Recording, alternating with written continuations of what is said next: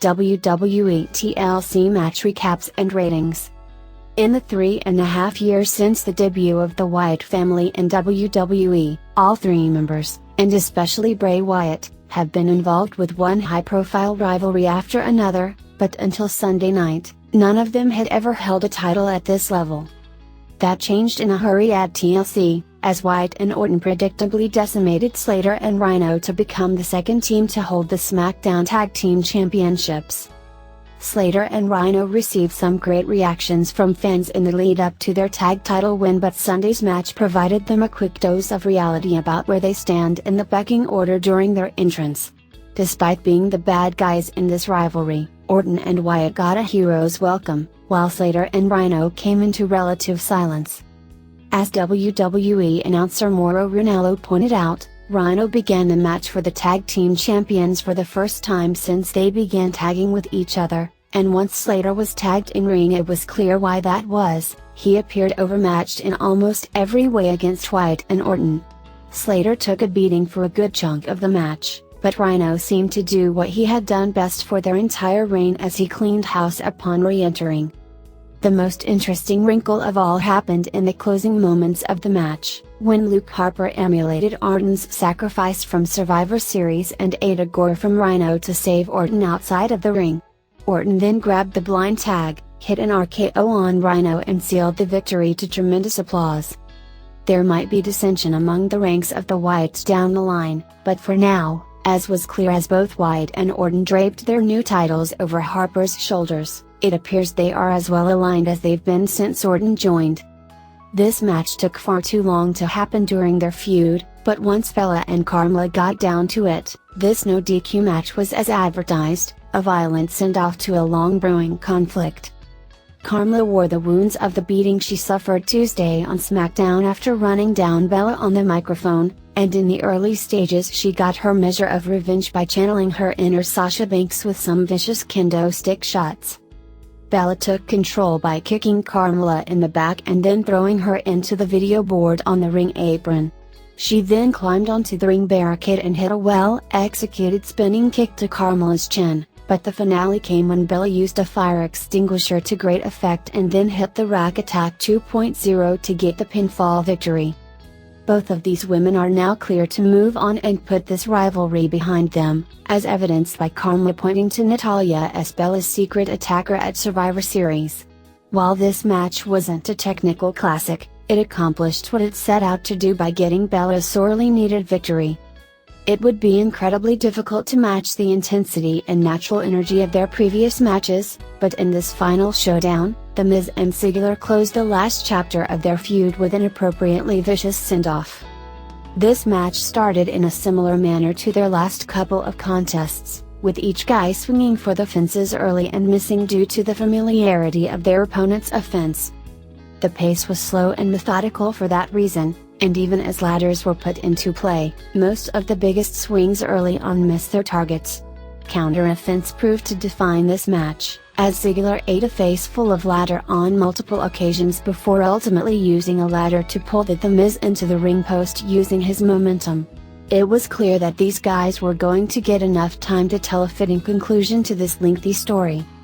A spinning DDT from Ziggler on The Miz was the first sign of a definitive advantage for either man, but even as he walked past Maurice on the outside he took far too long to take advantage.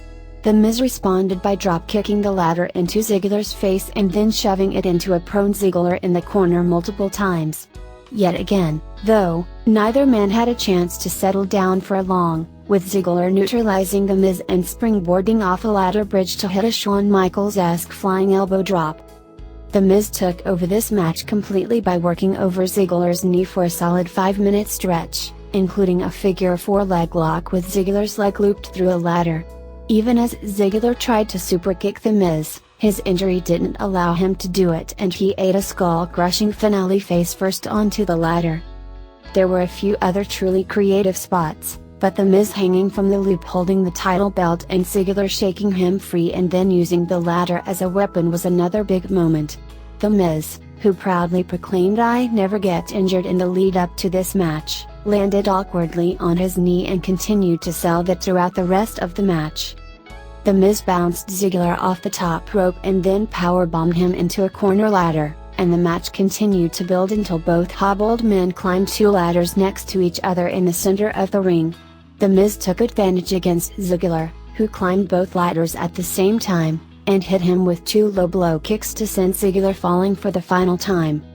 One rivalry is undeniably over, and Ziggler's future is uncertain, but the ongoing conflict between The Miz and SmackDown General Manager Daniel Bryan took center stage in a promo just before the match and immediately afterward.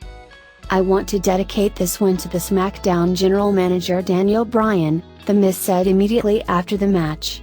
"Without your motivation, always hating me, and denying me, and giving Dolph Ziggler chance after chance after chance, it motivated me to be the greatest Intercontinental Champion ever." While it's hard to figure out exactly how this conflict will continue with Bryan's physical condition, The Miz has clearly not seen the end of the wrath of his GM. Much was said about how the element of chairs in this match placed things on more of a level footing in terms of the storyline between the 6'8" Corbin and the 5'6" Kalisto. But very few pointed out how ugly and one-sided it could also get with the chairs in play. The early minutes of this match leaned far more heavily toward the latter, but a drop-toe hold into a chair wedged into the corner by Kalisto and a leap onto Corbin that put his back through 6 chairs set up in the middle of the ring changed that tune in a hurry. Corbin regained the momentum with a perfect little guy versus big guy spot, as Kalisto dove through the middle rope with a tope suicida. Corbin caught him in midair and spun him around several times before landing a deep 6 onto the floor. Say what you want about this match, but both men did a great job conveying just how much they were supposed to hate each other. Corbin missed chair shots as Kalisto did everything to stay one step ahead of the crash, and Kalisto sacrificed his body with an incredible moonsault into double knees onto a prone Corbin with a chair laying on his chest. Kalisto connected with a great number of chair shots of his own, and set up a pile of chairs for a Salida del Sol, but a chair smashed to the face of a flying Kalisto and an end of days from Corbin onto said pile of chairs brought the match to a swift end. Both superstars put their all into this match, and while the crowd was still coming down from the ladder match, there was a fair bit to like about this conflict between two underutilized talents. Just as the chairs match element seemingly leveled the playing field in the previous match, making this a tables match created one of the hardest outcomes of the night to predict. Sure, Lynch was already pushed from the top rope through a table in the build-up, but having a certain element of luck in play always gives the underdog an advantage they wouldn't otherwise enjoy. Both women really laid the punches and kicks in on their opponents, and both Lynch and Bliss really lived on the edge early in this match as they each teetered on the ring apron and teased falling through the table below. The pace of this match was somewhat up throughout, unfortunately, and while there were moments of excitement and some cool spots, both Lynch and Bliss took a little too long setting up tables on several occasions. Bliss had the lengthier advantage after doing her signature continuous stomps to the back of the head, forcing Bliss face into the mat. At some point the teases of running into or through the table, though well done, started to become a little bit much. There was one particular moment, however, when Bliss DDT Lynch onto the middle edge of an upside-down table, where the challenger looked positioned to take control and brought a somewhat quiet crowd back into the match. The pace of this title match certainly picked up in the latter stages and, after an irate, Bliss powerbombed Lynch from the apron through the table that lingered on the outside of the ring the entire match. Bliss became the second new champion of the night and, while she isn't quite the in-ring technician Lynch is, she provides a great top heel for the talented women's roster to chase in the coming weeks and months.